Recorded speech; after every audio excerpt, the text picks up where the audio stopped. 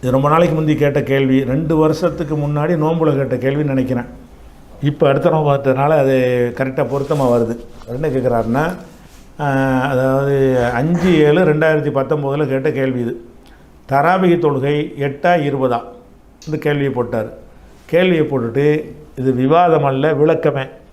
அதாவது 20 தான் ஆதாரம் எனக்கு எடுத்துகிட்டு தர்றாரு. நீங்கள் 8ன்னு சொல்கிறீங்க, அது தப்பு, 20 தான், அதுக்குரிய ஆதாரங்களை பாருங்கள் அப்படின்னு சொல்லிட்டு, இது விவாதம் இல்லை, நான் விளக்கம்தான் உங்களுக்கு தர்றேன் அப்படின்னு சொல்லிட்டு நமக்கு அனுப்பியிருக்கார்.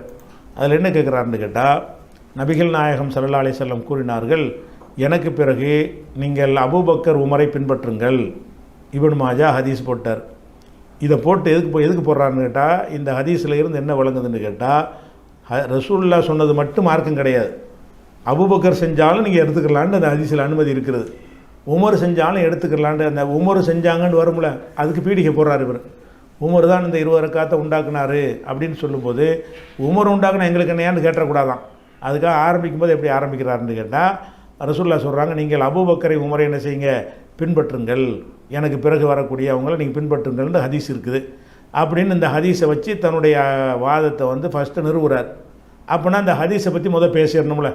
இந்த ஹதீஸை பேசினா தான் அடுத்த நிறைய ஆதாரங்கள் ஒன்று வைக்கிறார். ஏறக்குறைய ஒரு மினி விவாதம் மாதிரி தான் இருக்கும். இருந்தாலும் அது வந்து வரிசை எல்லாத்தையும் சொல்லிடுவோம். அந்த ஹதீஸ் இருக்குதான்னு கேட்டால் அந்த ஹதீஸ் இருக்குது. என்ன ஹதீஸ்? எனக்கு பிறகு நீங்கள் வந்து அபூபக்கர் மற்றும் உமரை பின்பற்றுங்கள். அந்த ஹதீஸ் எப்படி இருக்குதுன்னு கேட்டால், ரசூலுல்லாஹ் சொல்கிறாங்க, இக்தது, நீங்கள் பின்பற்றுங்கள், பில்லதைனி மின் பாதி, எனக்கு பிறகு வரக்கூடிய 2 பேரை, அபீபக்கரின் உமர், அபூபக்கர் உமர் ஆகியோரை நீங்கள் பின்பற்றுங்கள் என்று ரசூலுல்லாஹ் சொல்லிவிட்டார்கள் என்ற ஹதீஸை ஒரு அஸ்திவாரமாக போடுறார். இந்த ஹதீஸ் வந்து பல நூல்களில் இடம்பெற்றிருக்கிறது.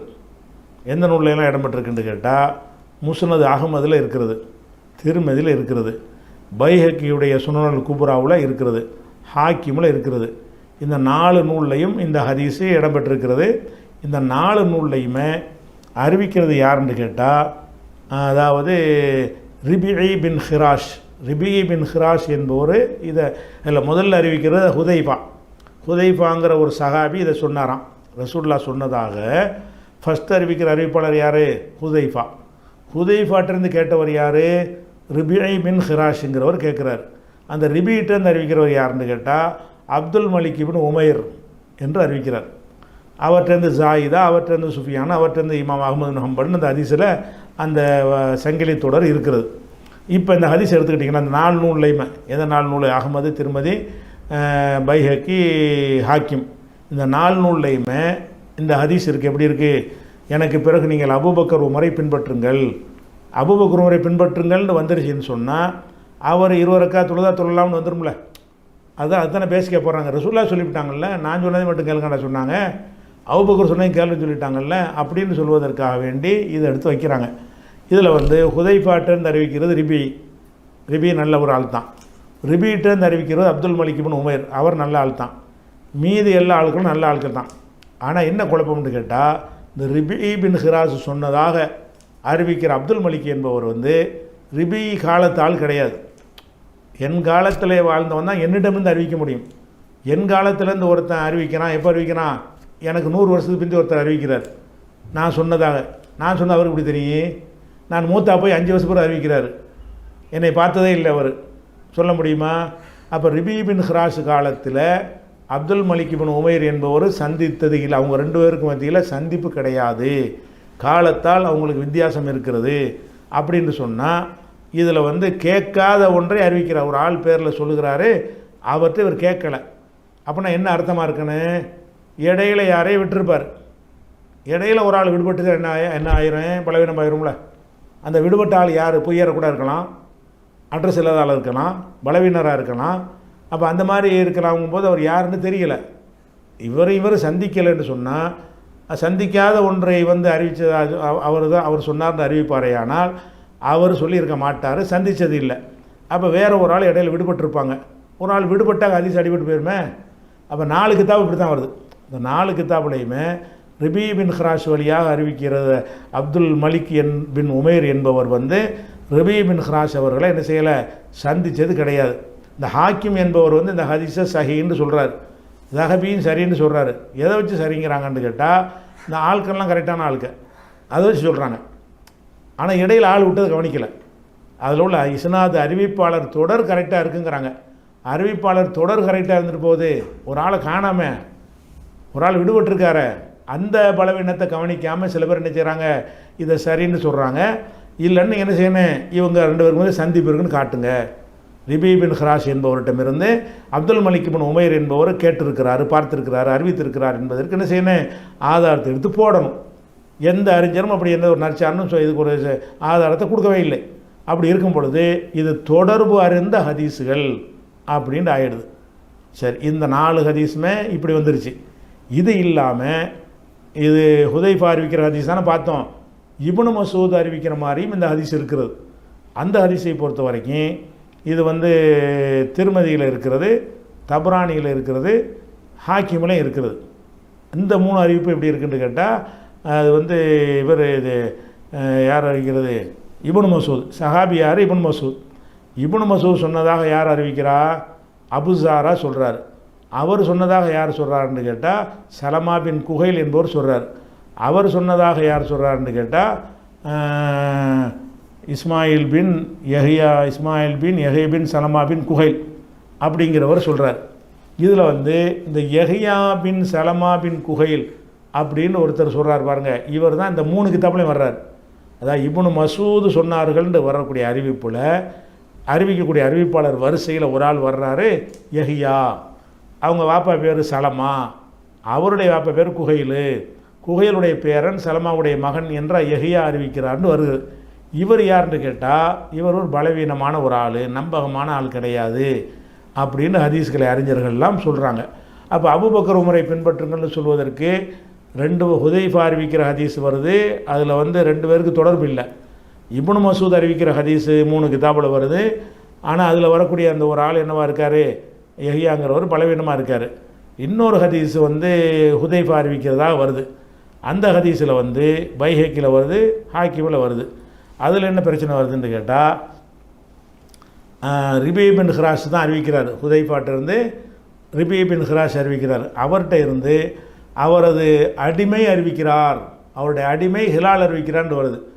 அப்படின்னா யார், அவருடைய அடிமை ஹிலால்னா யார், எப்போ பிறந்தார், அவருடைய நாணயம் என்ன, அவருடைய நேர்மை என்ன, அவருடைய வரலாற்று குறிப்பு என்னடா உண்மை கிடைக்கல. அப்போ இவருடைய யாருமே நற்சான்று அளிக்கலை. இவர் ஏறக்குறைய வந்து யாருன்னு தெரியாத ஆள், அட்ரஸ் இல்லாத ஆள். அது ரிபி பின் ஹிராஸ் சொன்னதாக அவர் அடிமை ஹிலால் அறிவித்தார்னு ஹதீஸில் வருது.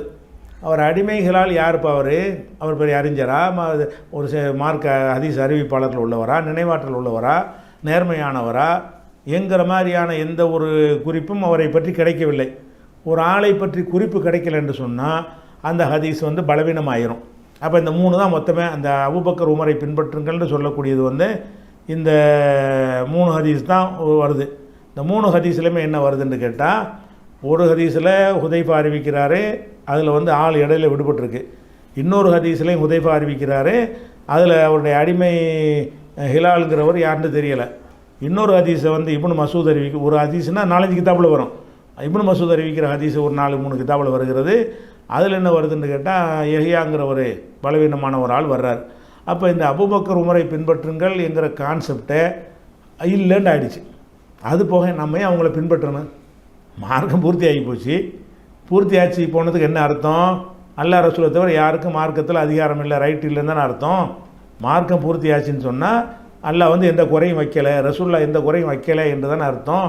அப்போ லா இலாஹ இல்லல்லாஹ் முஹம்மது ரசூலுல்லாஹ்ங்கிற அந்த அடிப்படைக்கு நெருக்கமாக உள்ளது என்ன, அபூபக்கரை பின்பற்ற தேவையில்லை, உமர் அவங்களெல்லாம் பின்பற்ற தேவையே இல்லை, அவங்களுக்கு வஹி வராது.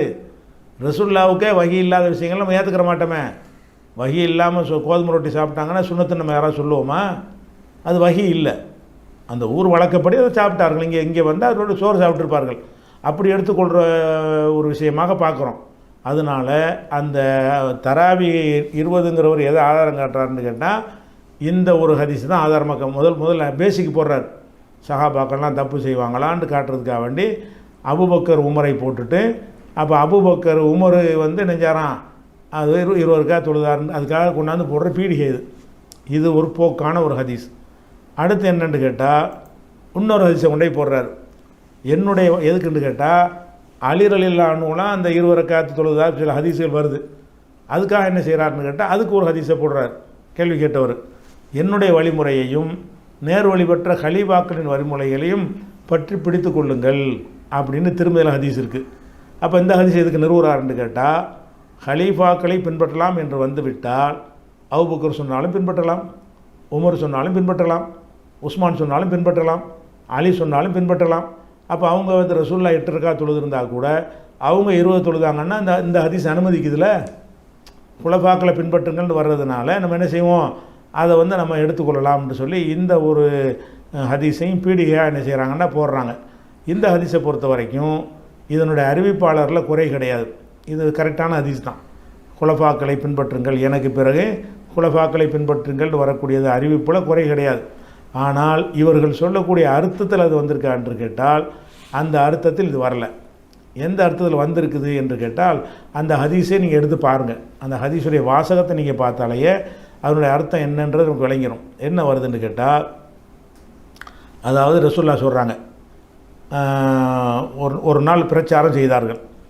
பிரச்சாரம் செய்யும் பொழுது கண்களில் கண்ணீர் வர்ற அளவுக்கு எங்களுக்கு இருந்தது பிரச்சாரம். அப்படி உள்ளங்கள்லாம் நடுங்க ஆரம்பிச்சிச்சு. அந்த அளவுக்கு இறையச்சத்தை ஊற்ற விதமாக ரசூல் ஸல்லல்லாஹு அலைஹி வஸல்லம் அவர்கள் ஒரு பிரச்சாரம் பண்ணுறாங்க. அப்போ நாங்கள் கேட்டோம், அல்லாஹ்வுடைய தூதரே, இது ஏதோ நீங்கள் விடை பெற்று போகிற மாதிரி பிரச்சாரமாக தெரியுது, நீங்கள் சொல்கிறத பார்த்தா சீக்கிரம் போயிடுவீங்க இவ்வளோ தெரியுது, அவ்வளோ உருக்கமாக நீங்கள் பயான் பண்ணுறீங்களே அப்படின்னு கேட்குறாங்க. அதனால் நீங்கள் என்ன எங்களுக்கு அறிவுரை சொல்கிறீங்க, என்ன எங்களுக்கு உறுதிமொழி சொல்கிறீங்கன்னு கேட்குறார். அப்போ சொல்கிறாங்க, ரசூல் ஸல்லல்லாஹு அலைஹி சொல்கிறாங்க, நான் என்னத்தை ஒன்று சொல்கிறது உங்களுக்கு, உங்களை தான் வெள்ளை வெளையர்னு மார்க்கத்தில் விட்டுட்டேனே, கத்தரக்துக்கும், உங்களை நான் விட்டு விட்டேன், அலல் பைலா, வெள்ளை பளீரென்றை பிரகாசிக்கிற மார்க்கத்தில் விட்டிருக்கிறேன், லைலுஹா கனஹாரிகா, அதில் இரவும் பகலை போன்றது. இரவுல இட்டு அப்படின்னா தெரியாதுல்ல, இந்த மார்க்கத்தில் அப்படி இரவுலையும் பளிச்சுன்னு தெரியும்.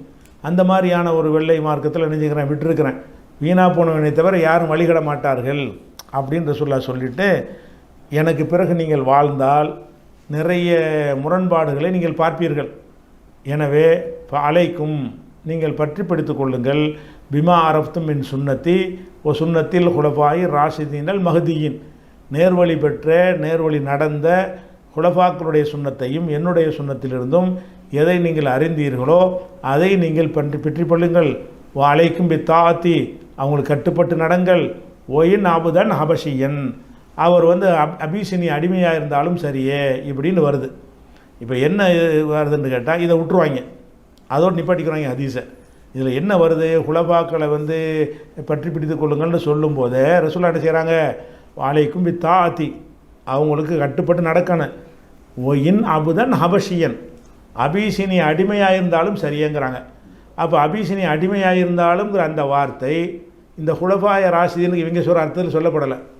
நாளில் யார் அடிமையாக இருந்தா, அபூபக்கர் அடிமையா, உமர் அடிமையா, உஸ்மான் வந்து அடிமையாக இருந்தாரா, அலி அடிமையா, 4 குலஃபான்னு தானே சொல்கிறீங்க.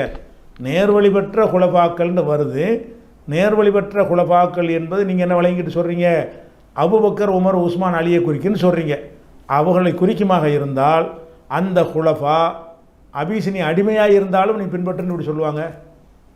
அப்போ இது பொதுவாக ஆட்சியாளர்கள், நேர்வழியில் நடக்கிற ஆட்சியாளர்கள் இருந்தாங்கன்னா அவங்க சொல்ல கேட்டு அரசாங்க விஷயத்தில் கட்டுப்பட்டு நடங்க. அவர் அடிமை சொன்னாலும் அடிமைன்னு பார்க்காதீங்க, உங்களுக்கு கலீஃபாக ஒரு அடிமை வந்துடுவார், ஆனால் ஒரு நல்ல நேர்வழி பெற்றவராக இருக்கணும், சரியான கொள்கை உள்ளவராக நல்ல மனுஷராக இருக்கணும். அப்படி இருந்தால் கட்டுப்படுங்கள்னு சொல்கிறாங்க. அப்போ அதில் இந்த வாசகம் எதை காட்டுதுன்னு கேட்டால், இது வந்து 4 கலீஃபாக்களை குறிக்கின்ற வச்சு தான் வாதம் பண்ண வர்றீங்க. 4 கலீஃபாக்களில் யாரும் வந்து அடிமையாக இருக்கலை, விலைக்கு வாங்கப்பட்டு அடிமையாக இருக்கவில்லை. அப்போ அடிமையாக இருந்தாலும் கட்டுப்படுங்கள்ன்ற அந்த வாசகத்திலிருந்து இது வந்து அந்த ஹலீஃபாக்கள்ன்ட்டு நம்ம 4 குலஃபான்றமே அந்த குலஃபாக்களை சொல்லக்கூடிய ஹதீஸ் இல்லை. பிறகு வரக்கூடிய ஆட்சியாளர்கள், கியாம நாள் வரைக்கும் வரக்கூடிய ஆட்சியாளர்கள், அவன் அடிமையாக இருந்தாலும் பரவாயில்லை, அவங்களும் கட்டுப்பட்டு நடங்க அப்படின்னு சொன்னால், அப்போ இப்போ இதை வைத்துக்கொண்டு என்ன செய்யலாம், இன்றைக்கி ஒரு கலீஃபா என்ன செய்வார், தராவிக 40 ரக்காத்துன்னா ஏற்றுக்குருவீங்களா உங்கள் கருத்து பிரகாரம்? அப்போ என்ன சொல்லுவீங்க, இது மார்க்க விஷயத்துக்கு வராது. அதை தான் இது அரசியலுக்குள்ள விஷயம்.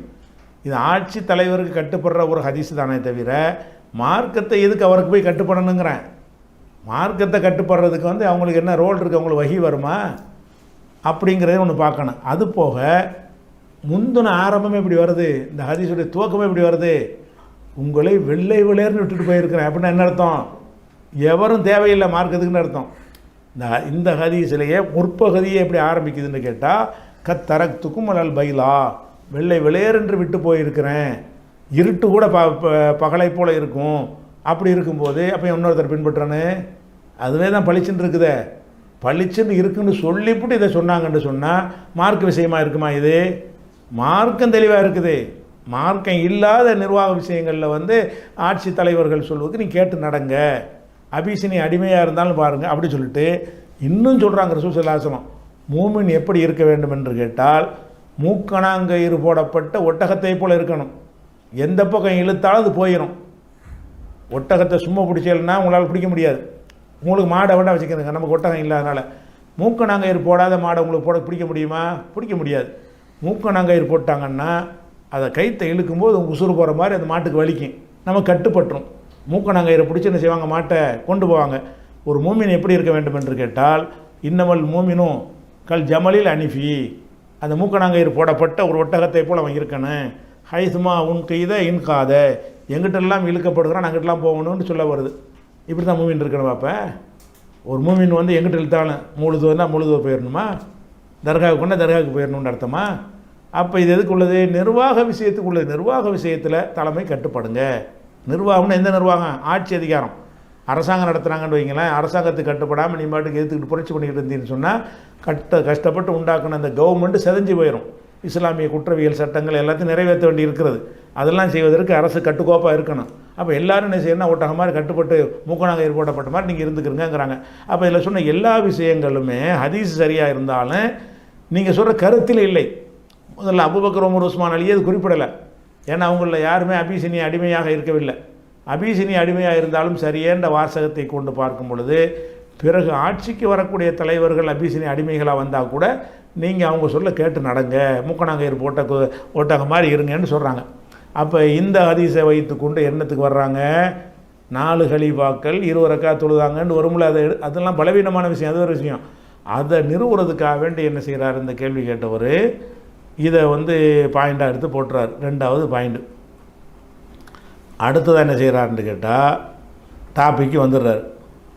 என்ன வர்றாரு டாப்பிக்குன்னா, அந்த தராவிக்கு ஒடியாடுறாரு. ரசூல்லா அப்படி சொல்லிட்டாங்களா? இப்போ ஆயிஷா நாயகி என்ன செய்கிறாங்கன்னு கேட்டால், ரசூல்லா வந்து 8-3 தொழுதாங்கன்னு வருது. இன்னொரு அதிசயம் என்ன வருதுன்னு கேட்டால், 20 ரக்காத் தொழுவார்கள்னு வருது. அவர் சொல்கிற வாதம், ரசூல்லா வந்து 8-3 தொழுதார்கள்னு ஒரு அதிசயம் இருக்கான், அதை வழக்கமாக சொல்லுவோம்ல அது. அதுபோக ரசூல் ஸல்லல்லாஹு அலைஹி வஸல்லம் அவர்கள் 20 தொழுதார்கள்னு சொல்லி பைஹக்கி, முஸன்னஃப், இப்னு அபி ஷைபா அதுலெல்லாம் வருது. இப்போ 2 முரணாக இருக்குது, 8-20 அதனால் இதை வச்சுட்டு சஹாபாக்கள் சொன்னதுக்கு நம்ம போயிடுவோம். 8 ஒரு ஹதீஸ் இருக்குது, அதே ரசூல்லா 20 தொழுதாங்கன்னு ஒரு ஹதீஸ் இருக்குது. 20, 8 2 மோதி கொள்ளுமே. ஆனால் அப்போ 2 இதுக்கு வச்சுவிட்டு சஹாபாக்கள் எப்படி நடந்தாங்கன்னு பாருங்கள். 20 அவங்க நடத்தியிருந்தாங்கன்னு சொன்னால் 20ங்கிற இந்த ஹதீஸை எடுத்துகிட்டு போயிடணும்னு சொல்லி என்ன செய்கிறாரு? அடுத்த வாதத்தை வைக்கிறார். ஆனால் வேடிக்கை என்ன தெரியுமா? அந்த ஹதீஸை சொல்லும் பொழுது 20 ரக்காத் தொழுதார்கள்னு போடும்போது இது லைஃப் என்ற விமர்சனமும் இதுக்கு இருக்கிறதுன்னு போட்டுக்கிறார். அவரே லைஃப் என்ற விமர்சனம் இருக்குங்கிறார். இது லைஃப்னா என்ன மாதிரி லைஃப் தெரியுமா? சாதாரண லைஃப் கிடையாது. ரசூலுல்லாஹ் 20 ரக்காத் தொழுதார்கள் என்பது எந்த அளவுக்கு பலவீனமானதுன்னு சொன்னால், நம்ம புரசவாக்கத்தில் இமாமா இருந்தார், நிஜாமுதீன் வன்பை இருந்தார். அவர் என்ன செய்கிறாருன்னா, தராவி 20 ரக்காத்துகளான ஒரு புஸ்தகம் போட்டார். தராவி தொழுகை 20 ரக்காத்து என்பதை ஆதரித்து அவர் ஒரு புஸ்தகம் இன்றைக்கி பஜாரில் மார்க்கெட்டில் கிடைக்கும், புத்தக நிலையங்களில் அந்த புஸ்தகம் கிடைக்கும். அந்த தராவி 20 ரக்காத்துகளாங்கிற புஸ்தகம் எழுதும்போது அதில் அவர் எழுதுவார், இந்த ஹதீஸை போடுவார். எந்த ஹதீஸை? ரசூல் ஸல்லல்லாஹு அலைஹி வஸல்லம் 20 ரக்காத் தொழுதார் ஹதீஸை போட்டு, இது ஆதாரம் கிடையாது, அறவை ஏற்றுக்கிற முடியாத ரொம்ப பலவீனமான செய்தி, இதை வைத்து கொண்டு அதை நிலைநாட்ட எல்லான்னு சொல்லிவிட்டார். அப்போ இங்கே முரண்பாடு பேச்சுக்கு இடம் இல்லையே. 20, 8 மோது தான். அதனால் நம்ம இதை ரசூல்லா 2 விதமாக செஞ்சாங்கன்னு வர்றதுனால 2 இதுக்கு வச்சு போடுவோம். மோதாத விஷயத்துக்கு நம்ம என்ன செய்வோம்? சஹாபாக்கள் என்ன செஞ்சாங்கன்னு பார்ப்போம். அவங்க 20 தொழுதாங்கன்னு வருதில்ல, அதை செஞ்சுட்டு போயிட வேண்டியதானேன்ட்டு அதை நியாயப்படுத்துறதுக்கு ஆதாரமாக என்ன செய்கிறாரு? அதை கொண்டாந்து அவர் போடுறார். ஆனால் இது பலவீனமானது என்பது வந்து நிஜாமுதீன் நமக்கு மறுப்பாக எழுதின புஸ்தகம் தான் அது. தராவி நம்ம ஒரு புஸ்தகம் போட்டோன்னு அதுக்கு மறுப்பாக தான் நெஞ்சார். தராவிகி 20 ரக்காத்துலான்னு போட்டார். மறுப்பாப்பட்ட புஸ்தகத்திலேயே இந்த ஹதீஸ் பலவீனம்னு அவரே சொல்லிட்டார். என்ன பலவீனம்னு நீங்கள் தெரிஞ்சு வச்சுக்கிறக்க வேண்டி. இதனுடைய அறிவிப்பாளரில் ஒரு ஆள் என்ன வர்றாருன்னு கேட்டால், இப்ராஹிம் பின் உஸ்மான் ஒருத்தர் வர்றாரு. அவருக்கு பட்ட பேர் அபு ஷைபா. அபு ஷைபா உஸ்மான் பின் இப்ராஹிம் பின் உஸ்மான் அப்படின்னு ஒருத்தர் இந்த அறிவிக்கிறார். இவரை பொறுத்த வரைக்கும் அஹ்மது பின் ஹம்பல், யஹ்யா பின் முயின், அபு தாவூது இவங்களெல்லாம் லைஃபுன் பலவீனம்னு சொல்கிறாங்க. அதே மாதிரி யஹ்யா பின் முயின் இன்னொரு தடவை சொல்லும்போது லைசபி சிக்கத்தின், இவர் நம்பிக்கையான ஆள் கிடையாதுங்கிறாங்க. புகாரி சொல்கிறாரு சகத்து அன்ஹு, இவரை பற்றி உண்மை வாய் மூடிக்கொண்டார்கள் அப்படிங்கிறாரு. திருமதி சொல்கிறாரு முன்கருள் ஹதீஸ், இவருடைய ஹதீஸ்லாம் நிராகரிக்கப்படணுங்கிறாரு. நசை தௌலாபிலாம் சொல்கிறாங்க மத்துருக்குல் ஹதீஸ், இவருடைய ஹதீஸை விட்டுறணும் அப்படிங்கிறாங்க. அபு ஹாத்தம் சொல்கிறாரு லைஃபுல் ஹதீஸ், இவர் பலவீனமான ஹதீஸ் சொல்கிறவர். தரக்கு ஹதீஸ் தஹு, இவருடைய ஹதீஸை அறிஞர்கள்லாம் விட்டுட்டாங்க. 1-2 ஆள் சொல்ல, எல்லாரும் சொல்கிறாங்க. இவருக்கு நற்சான்ற ஒருத்தரும் கொடுக்கல. காலால் ஜவுசஜானி சொல்கிறாரு சாக்கித்துன், ஆள் எடுபட்ட கேஸ், இவர் விழுந்தவர் அப்படிங்கிறாங்க. சாலிஹ் ஜசராங்கிற சொல்கிறாரு ஹதீஸுன் லைஃபுன், இவர் பலவீனமான ஆள். லா யுகுத்தபு ஹதீஸுஹு, இவருடைய ஹதீஸ் எழுதப்படாது. இவர் ஹக்கம் வழியாக பல பொய்யான ஹதீஸில் அறிவித்திருக்கிறார். இதுலேயும் ஹக்கம் வழியாக தான் அறிவிச்சிருக்கார். இந்த 20 ரக்காத்துலேயும் இவருக்கு அறிவித்த ஆள் யார் வர ஹக்கம்னு வரும். அந்த ஹக்கம் வழியாக நிறைய பொய்யான ஹதீஸ்களை இவர் அறிவித்திருக்கிறார் அப்படின்னு சாலிஹ் சொல்கிறார். அபு அலி நைசாபுரி சொல்கிறாரு லைசபில் கவி, இவர் பல உறுதியான ஒரு ஆள் கிடையாது. ஷோபா என்பவர் மட்டும் இவர்கிட்டருந்து அறிவித்ததாக ஒரு செய்தி பரவுது. அப்போ ஷோபாட்ட போய் கேட்குறாங்க, நீங்கள் இந்த மாதிரி இந்த ஆள்கிட்டருந்து அபு ஷைபாட்டிருந்து அறிவிச்சிருக்கேன்னொன்னே அவருடைய சிலிர்த்து போய் என்ன செய்கிறாரு, அந்த ஆள் கேவலமான ஆள், அந்த ஆள் அவர்கிட்ட நான் அறிவிப்பேனா, அப்படி ஏதாவது பேப்பர் கிடையாது கிழிச்சு போட்டுரு, அவரிடமிருந்து அறிவிப்பதாக ஏதாவது கிடைச்சுன்னா அதை கிழிச்சு போட்டுருங்கிறார். அப்போ இப்படி எல்லாரும் ஏகமானதாக சேர்ந்து பொய்யை சொல்கிறவர், இட்டுக்கட்டை அறிவிக்கிறவர், நிறைய ஒட்டுக்கட்டை அடிக்கக்கூடியவர் என்றெல்லாம் சொல்லக்கூடிய ஒரு ஆள் தான் ரசூல்லா 20 ரக்காத் தொழுதார்கள்ங்கிற ஒரு செய்தியை சொல்லக்கூடிய ஆள். அப்போ என்ன இருக்குன்னா ஹதீஸில் 20 ரக்காத்து ரசூல்லாவை சம்மந்தப்படுத்தி ஒரு ஹதீஸும் கிடையாது, அது ஹதீஸே கிடையாது. அப்போ 8 மட்டும்தான் இருக்குது. 8 மட்டும்தான் இருக்கும்போது ரசூல்லாட்ட தெளிவான வழி இருக்கும்போது உங்கள் வாதப்படி அபூபக்கர்ட்ட ஏன் போகிறீங்க, உங்கள் வாதப்படி ஏன் உமர்ட்ட இதுக்கு போகிறீங்க, ரசூல்லா சொன்னது இருக்கும்போது அப்புறம் அடுத்தவங்க நமக்கு என்னத்துக்கு, ரசூல்லா சொன்னது 2 விதமாக இருக்குன்னு சொல்லி தானே சகாபாக்கள்ங்கிறீங்க. 2 விதத்தில் ஒரு விதம் இந்த லட்சணத்தில் இருக்க. அப்போ அது அடிபட்டு போயிடுச்சு. அடுத்து என்னென்னு கேட்டால் அது ஆதாரங்களை காட்டுறாரு. என்ன செய்கிறாருன்னு கேட்டால் உமரில் ஒன்று ஒன்றா முடிச்சல பாயிண்டை போட்டு விஷயத்துக்கு வர்றார். சாயிது பின் யசீது, சாயிது கிடையாது சாயிபோ சயீதுன்னு போட்டிருக்கார். சாயிபின் யசீது அறிவிக்கிறார்கள், உமர்லில்லானு காலத்தில் ரமலானுடைய நாட்களில் 20 ரக்காத் தொழக்கூடியவர்களாக இருந்தோம் அப்படின்னு சொல்லி ஒரு ஹதீஸ் இருக்குது. இந்த ஹதீஸை வைத்து பார்க்கும்போது உமர்லில்லானுடைய காலம், அந்த காலத்தில் 20 ரக்காத் தொழுதுருக்கிறாங்க, நாங்கள் 20 தொழுதோம் என்று அறிவிக்கிறார்கள் என்று சொன்னால், அப்போ இந்த ஹதீஸை நம்ம ஆதாரமாக எடுத்துக்கொண்டு நம்ம ஏன் இதை எடுக்கக்கூடாது அப்படிங்கிறாங்க. ஏன் எடுக்கக்கூடாதுன்னு கேட்டால் ரசூல்லா 8 8 8 3 11 பல ரக்காத்து 10 13 பல விதங்களில் தொழுதுருக்கிறாங்க. ஆத்தண்டிக்காக இருக்குது. ரசூல்லாட்ட வழிகாட்டல் இருக்கும் பொழுது ரசூல்லா இல்லாத மற்றவங்க ஒன்று செஞ்சாங்கன்னா அதே நீங்கள் எடுக்கிறீங்க. ரசூல்லா விட்டுட்டு நான் உங்களுக்கு எடுக்க போகிறீங்களா? ரசூல் ஸல்லல்லாஹு அலைஹி வஸல்லம் வழி காட்டிட்டாங்களா இல்லையா? அதுலேயே அது அடிபட்டு போயிடுது.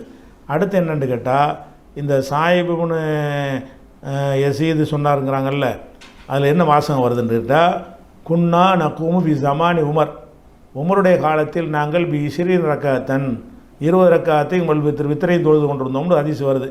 இந்த ஹதீஸில் அறிவிக்கிற ஒரு ஆள் யாருன்னு கேட்டால் சுனனு சூரா பைஹிக்கில் வருது. அப்போ அபு உஸ்மான் அம்ருபின் அப்துல்லா அல் பசரி இப்படிங்கிறவர் அறிவிக்கிறார். அபு உஸ்மானுங்கிறது ஒரு பட்ட பேர், அம்ருபின் அப்துல்லா என்பது அவருடைய சொந்த பேர். இவர் அறிவிக்கிறார், இவர் பலவீனமான ஒரு ஆள். உமர் காலத்தில் நாங்கள் தொழுதோம்ங்கிற ஹதீஸ் பலவீனமாக இருக்கிறது. அதே நேரத்தில் இதே சாயிபுன் யசீதுவே வேற ஒரு ஹதீஸ் அறிவிக்கிறாரு. உமர்லினானவர்கள் உபைபுன் காபு அவர்களையும் தமீமு தாரி அவர்களையும் 11 ரக்காத்து தொழுவிக்கிற இமாமா நியமித்தார்கள்னு வருது. 20 ரக்காத்து நாங்கள் தொழுதோம்னு சில பேர் சொல்கிறதா வருது. அது பலவீனமாக இருக்குது. மொத்தாவில் வரக்கூடிய ஒரு ஹதீஸ் ஆதாரபூர்வமான ஹதீஸ் எப்படி இருக்குன்னு கேட்டால் உபைபுன் காபு தமீமு தாரிங்கிற 2 பேரையும் மக்களுக்கு 11 ரக்காத் தொழுமாறு உமர் கட்டளையிட்டார்கள். உமர் கட்டளையிட்டதில் உமருக்கு சம்பந்தம் இருக்குமா? உமர் காலத்தில் யாராவது செஞ்சாங்கன்னா அதில் சம்பந்தம் இருக்குமா? அந்த உமர் காலத்தில் செஞ்சார்கள் என்பது பலவீனமாக வேறு இருக்குது. உமர் கட்டளையிட்டார்கள் என்பது வலுவாக வேறு இருக்கிறது. அதே மாதிரி அந்த கட்டளையிட்டார்கள் மொத்தாவுலையும் வருகிறது, பைஹக்கி குப்ராவிலையும் வருகிறது 11 ரக்காத்தை தொழுவதற்கு இமாமை நியமித்தாங்க. உமர் செஞ்சதும் 11 ரக்காத் தான். நீங்கள் உமரை காரணம் காட்டி 20 நிப்பாட்ட பார்க்குறீங்க. உமர் காலத்தில் மக்கள் தொழுதார்கள் தான் உங்களுக்கு காட்ட முடியுமே தவிர உமரே சொன்னார்கள் என்ன செய்ய முடியலை, உங்களுக்கு காட்ட முடியாது. ஆனால் உமருக்கு என்ன காட்ட முடியும் என்று கேட்டால் 11 ரக்காத்து கட்டளை இட்டார் என்று என்ன செய்கிறது, அதுக்கு ஆதாரம் இருக்கிறது. அதை நம்ம பார்க்குறோம். அதுக்கப்புறம் இன்னொரு ஹதீஸ் அவர் எடுத்து காட்டுறார். அதாவது அலி ரலியல்லாஹு அன்ஹு அவர்கள் ஒரு மனிதருக்கு உத்தரவு போட்டு 20 ரக்காத்து தொழுவுங்க அப்படின்னு சொன்னார்கள்னு பைஹக்கியில் ஒரு ஹதீஸ் எடுத்து காட்டுறார். அவர் பைஹக்கியை கீழே போட்டார், பலவீனமான சென்றார். பைஹக்கி எடுத்து காட்டுறாரு. அப்படியே அவர் தொழுது இருந்தாலும் நமக்கு ஏன் ரசூல்லா இருக்குமோ மற்றவங்க நமக்கு என்னத்துக்கு, ரசூல்லா ஒரு இரவு தொழுகையை ஒரு வழிகாட்டிட்டாங்கல்ல. அவர் என்ன செய்கிறாருன்னா இந்த அலி ரலியல்லாஹு அன்ஹு சொன்னதாக எடுத்து காட்டுறாங்க. அந்த கிதாபுடைய சுனனுல் குப்ரான்னு போட்டு தான் காட்டுறாரு. அதில் என்ன செய்கிறாருன்னா ஒஃபி ஹாதல் இஸ்னாதி லோஃபுன், இதன் அறிவிப்பாளர் வரிசையில் என்ன இருக்குது, பலவீனம் இருக்குன்னு அவர் சொல்லிவிட்டார். அவரே சொல்லிவிட்டார். இது போக இமாம்களும் ஒரு தீர்ப்பளித்திருக்க ஒரு பட்டியலை போடுறார். அது நமக்கு தேவையே இல்லை. இமாம்கள் சொன்னால் நமக்கு தெரியும். அபூ ஹனீஃபா, ஷாஃபி, மாலிகி, ஹம்பலி, ஏன் இப்னு தைமியா உள்பட எல்லாருமே என்ன செய்கிறாங்க, எவ்வளோ நாள் தொழுதுக்கலாம், 20 தொழுதான் 8 தொழலாம்னு சொல்லியிருக்கிறாங்க. நமக்கு இதெல்லாம் ஆதாரத்துக்கு நிற்காது. நமக்கு வஹி தான் ஆதாரத்துக்கு நிற்கும். சஹாபாக்கள் தான் நிற்கலைங்கும்போது நீங்கள் என்ன செய்கிறீங்க, அந்த இமாம் சொன்னார் இந்த இமாம் சொன்னாருங்களாம் நிற்குமா? அதனால் 20 ரக்காத் என்பதற்கு எந்த விதமான ஒரு ஹதீஸும் ஆத்தன்டிக்காக இல்லை. சஹாபாக்கள் செஞ்சார்கள் என்று சொல்லக்கூடியது கூட ஆதாரமாக இல்லை. சஹாபாக்களே 11 ரக்காத் தொழுதார்கள் என்பதற்கு தான் இருக்கிறது ஆதாரம் இருக்கிற காரணத்தினால உங்களுடைய எல்லா வாதங்களும் என்ன செஞ்சிருது, அதில் அடிபட்டு போய்விடுகிறது. சில இமாம்கள் பெரியார்கள் சொன்னார்கள் என்பது அது சரியில்லை. இதை பற்றி நீங்கள் முழுமையாக அறிந்து கொள்வதாக இருந்தால், அதாவது நீங்கள் நம்ம தராவி தொழுகைன்னு ஒரு புஸ்தகமே போட்டுருக்குறோம். அந்த புஸ்தகத்தில் பார்த்தீங்கன்னா இப்போ நான் சொன்ன எல்லாமே முழு விவரமாக இருக்கிறது. தனியாக நீங்கள் சிறந்த இதை மனப்பாடம் கூட நீங்கள் பண்ண தேவையில்லை. அந்த புஸ்தகத்தில் ஒவ்வொரு ஹதீஸையும் போட்டு அதன் குறைபாடுகளையும் சொல்லி, இந்த கேள்விகள்லாம் அன்றைக்கே கேட்ட கேள்வி தான், அந்த கேள்விகளெல்லாம் உள்ள நுழைச்சி அதுக்கெல்லாம் பதில் சொல்லி தான் அந்த தராவி 20 தராவி ஆய்வுங்கிற புஸ்தகம்